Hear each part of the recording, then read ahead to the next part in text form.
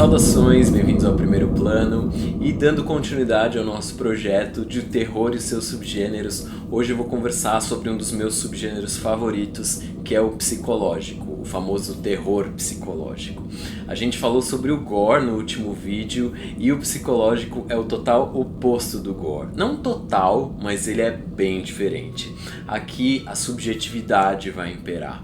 A gente tem muitos filmes que tratam da violência psicológica, dessa tortura psicológica, alucinações, inclusive gaslighting, que é muito usado dentro desse tipo de cinema. O horror desses filmes geralmente focam no estado mental dos seus personagens e, consequentemente, do público. A sugestão é sempre muito bem-vinda dentro do cinema de terror psicológico, e isso faz com que o público fique em dúvida, inquieto do que de fato ele está vendo, se ele está vendo algo real, se é uma alucinação, e o que é aquilo. Então é um tipo de cinema que acaba fazendo pensar um pouco mais, porque é um cinema que não dá sempre as cartas muito fáceis. É sempre muito difícil a gente saber quando de fato começou a ser feito o terror psicológico, porque, como eu disse no meu vídeo de introdução, o terror é feito desde o início do cinema, e a questão de brincar com o psicológico do espectador e dos personagens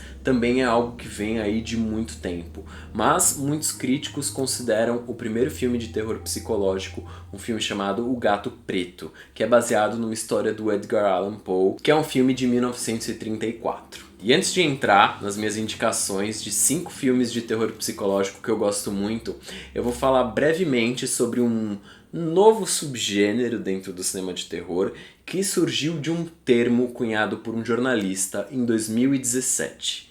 Você já escutou falar do pós-terror?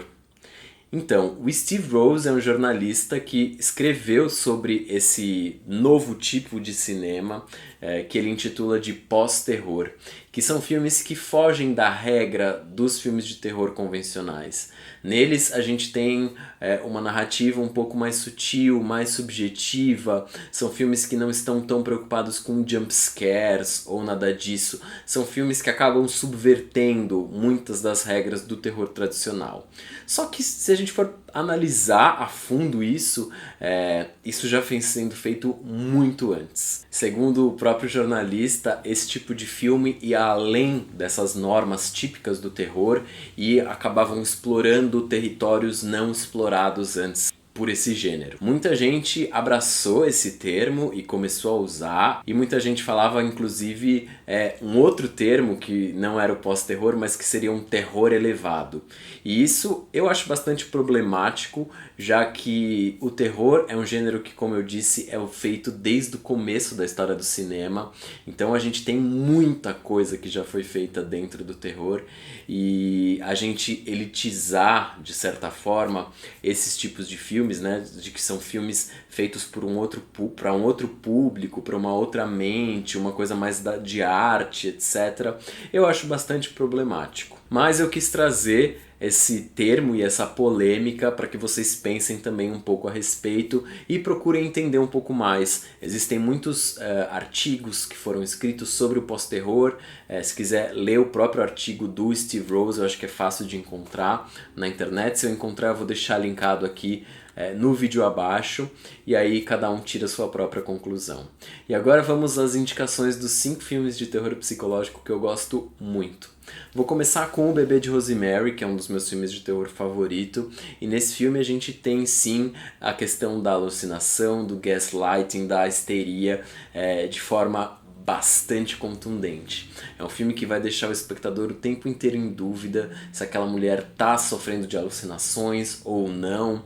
Isso é o que o terror psicológico consegue fazer no espectador e como nenhum outro subgênero consegue. Um outro filme de terror psicológico que eu gosto muito é O Iluminado, que é também um dos meus filmes favoritos de terror, que também vai tratar dessa questão da mente perturbada dos personagens. Eu falei no vídeo de Cinema Gore sobre a questão de animes que também utilizavam dessa estética, e aqui eu vou indicar também um anime que eu gosto muito chamado Perfect Blue, que vai contar a história de uma garota que também tem aí as suas alucinações e desejos, e é um filme que eu acho sensacional. Pra não deixar o nosso terror nacional de lado, a gente aqui no Brasil tem feito um cinema de terror muito interessante nos últimos anos. Bom, desde sempre, né? A gente sente falar desde o Zé do Caixão. E eu vou falar sobre Trabalhar Cansa, da Juliana Rojas e o Marco Dutra. Esse filme conta a história de uma mulher que sonha em ter um pequeno negócio e quando ela consegue isso, ela se vê numa crise financeira, o marido dela é despedido e, enfim, ela vai começar a encontrar coisas dentro desse mercadinho dela que ela não fica muito satisfeita e aí o filme vai se desenrolar aí por caminhos bastante inesperados. É um filme que mexe sim bastante com a nossa cabeça e a dos personagens, obviamente, e eu gosto bastante. E o último filme que eu vou indicar aqui é Hereditário, do Ari Aster, e esse eu acho que é um dos grandes filmes de terror feitos aí dos últimos anos, e eu tenho certeza que é um filme que vai ficar para a história do cinema, tamanha competência e profundidade de temas que esse filme aborda, principalmente as questões psicológicas dos personagens. É um filme que vai falar muito sobre os traumas que a gente herda da nossa família. E é um filme muitíssimo assustador. E não é porque um filme seja de terror psicológico que ele não pode ter uma violência explícita dentro dele.